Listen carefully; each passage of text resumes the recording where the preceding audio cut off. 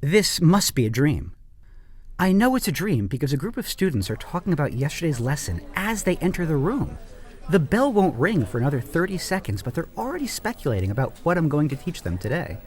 And Toni Morrison is outside riding the class unicorn. Yeah, it's a dream. Students usually enter class in a very different headspace than you want them to be in. Some of them are great at quickly gathering their attention. But more often, the teacher needs to create specific conditions in which the class can quickly focus on the business at hand. My solution is a daily procedure called the Do Now, where students pick up a handout and work silently and independently for the first few minutes of class. It sounds easy, but there's a lot of nuance. Here's how to run a Do Now that promotes bell-to-bell learning and sets the tone for hard work.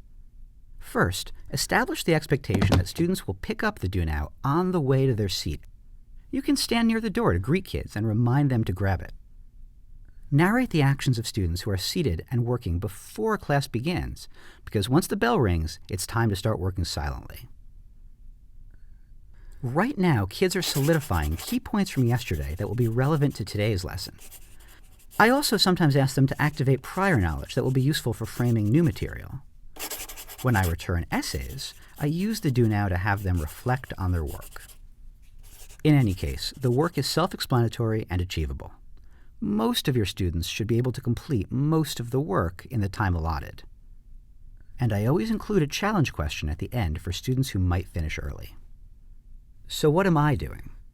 First of all, I'm not taking questions. It's a silent work time, and I want to follow my own rule, so I give them strategies for what to do if they don't know the answer. Instead, I'm scanning the room, ensuring that everyone is working hard. If a student is making noise or comes in late, I'll get their attention and point to the Do Now expectations.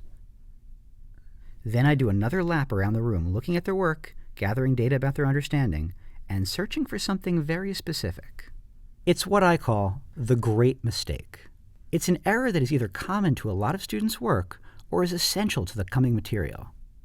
Giving kids feedback is a key part of each of my lessons, but I only have a minute or two to recap the Do Now. So after 5 minutes are up, I say, pencils down, eyes up, it's time for the great mistake. My kids get excited because they're bought into a growth mindset, and I get to deliver strategic feedback. Everybody wins. And that's my Do Now. It did take a few days to teach my kids the routine, but after I reinforced the expectations a few times, they totally got it. And now, the beginning of class is usually pretty dreamy.